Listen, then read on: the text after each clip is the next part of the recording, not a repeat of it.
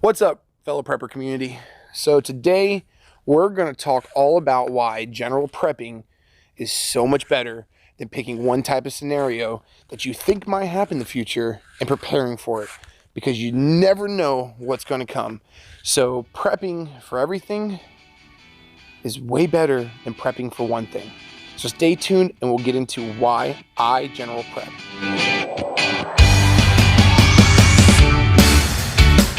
All right, now that we're inside, it's a little bit warmer and I can control the lighting a little bit better as the sun's starting to set on one of the nicest days we've had so far with the weather.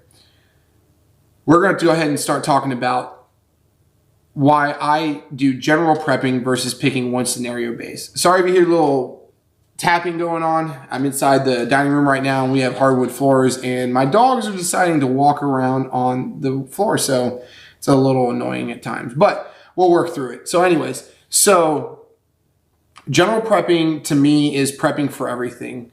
You look at where you live and what are the things that are most likely to happen, and i.e. whether it be natural disaster or just the way the economy is in your area or what might happen. So general prepping will be a lot easier to work towards a long-term goal. You pick what the short-term goal will be of your prepping, and then you build upon that to hit your long-term goal. So like for me, my short-term goal is going to be 2 weeks. So in my area in Central Florida, the most common thing to happen that would cause someone to want to prep and be prepared is going to be hurricanes. And by hurricanes, I mean Category 3 and above. In the last couple of years, we've been hit by a couple Category 3 and above hurricanes and some of the smaller ones, and even the smaller ones still cause a lot of issues. So me and my wife went, I think the longest we went was 2 weeks so far since we've been back in Florida when we got out of the military. 2 weeks, 2 weeks without no power. So running water, power, because we were on well at the time. So I'm going to prep starting out for 2 weeks, which the previous video I did pretty good amount for 2 weeks. I mean, more than enough in hygiene care products and plenty of rice. We're still building though. So as we build, you can build with me. But general prepping is where you want to be prepared for anything that could get thrown at you. And that could be loss of a job, because a lot of people don't even think about this, but if you lose your job and you're a prepper, and say your savings can keep your household running for 2 months with just your savings alone, with buying of food, gas, the electricity, your mortgage, your car payment, all that stuff. Imagine how much longer you could last if you take away having to buy food and having stockpiles of water, which would cut down on your water bill if you're living within city limits like we do now currently, or even if you live off of a well. Consuming a lot of water runs up your electricity bill, and then you can cut back on things that pull in electricity. So loss of a job, prepping is actually really big, because they could take your 2 month reserve worth of cash you have saved up and possibly push it out to 4 months, giving you more time to find a job.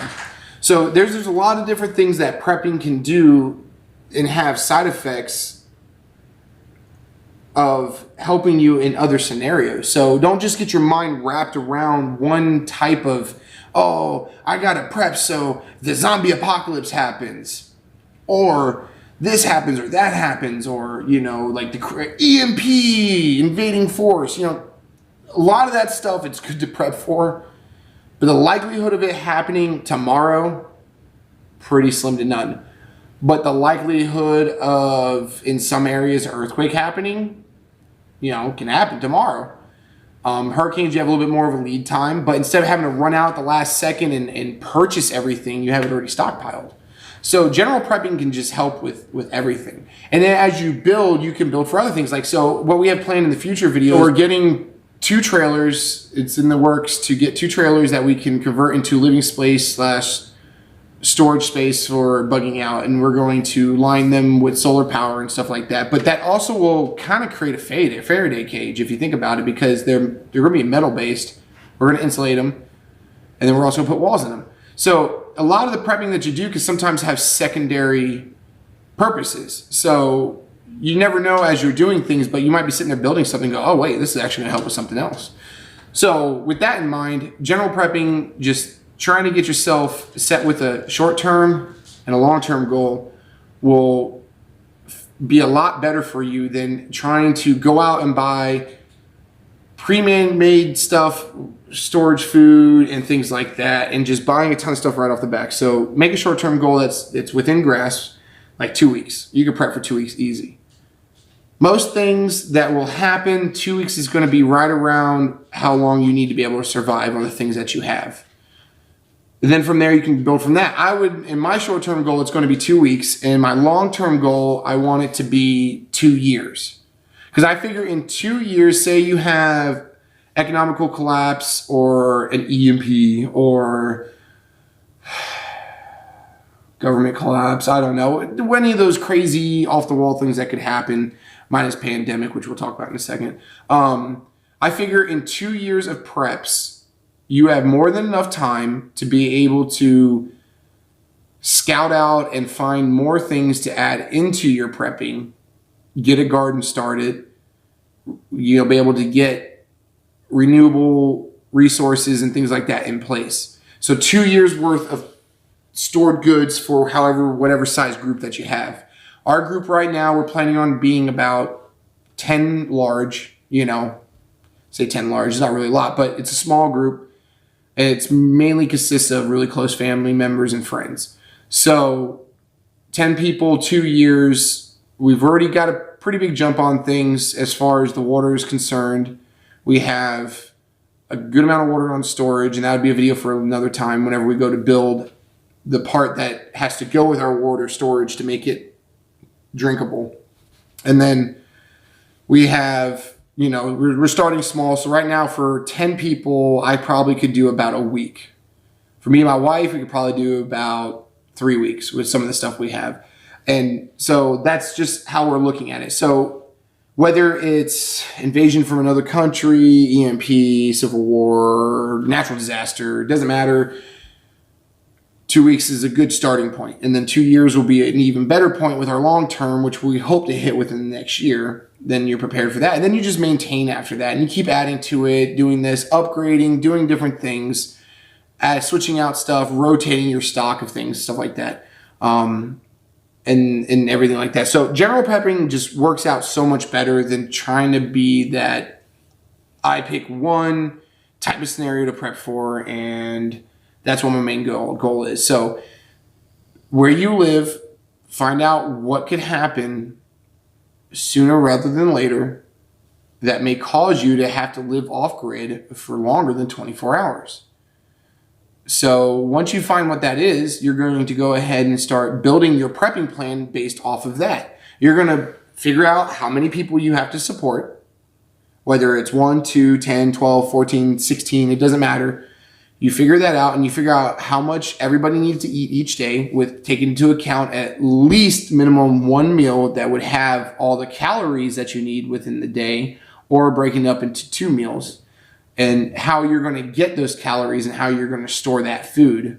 And we'll do videos on that in the future too, about some great homesteading type style cooking that you can do in a grid down scenario. And then you also need to figure out how many gallons of water you need.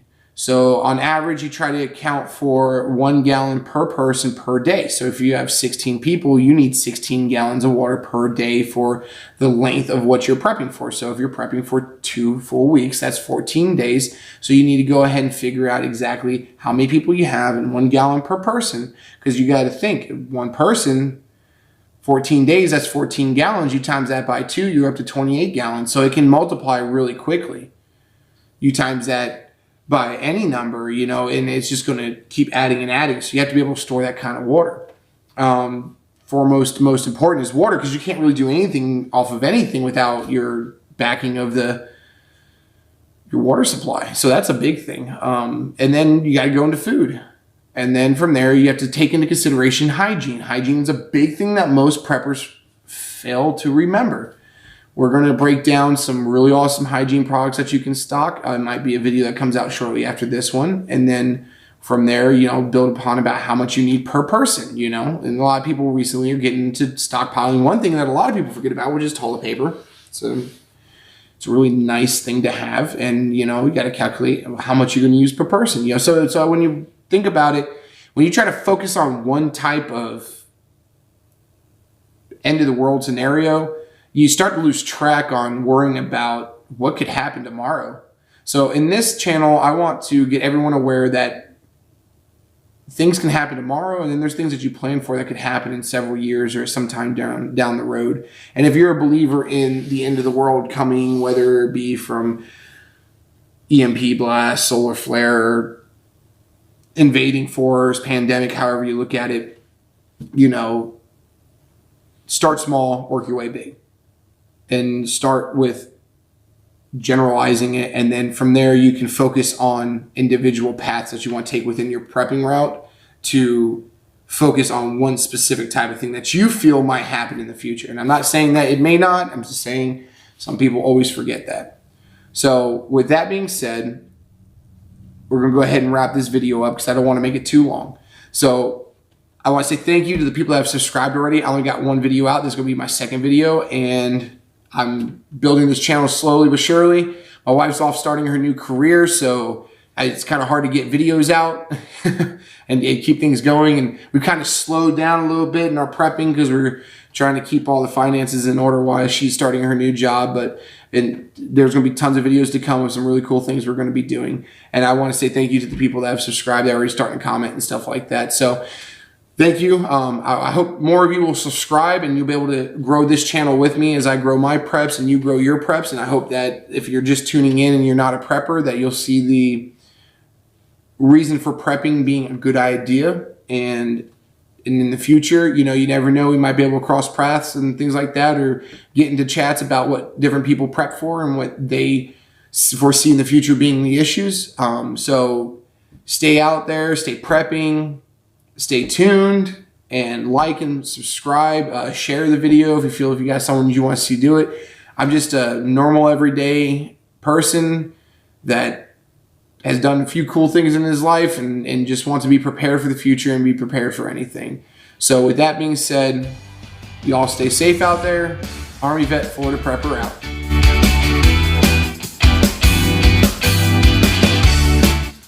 What's up, YouTube? So, what are you doing?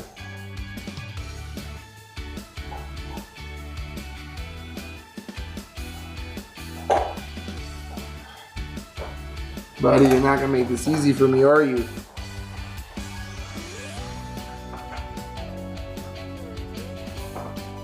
Hey, buddy. No, you can't do that.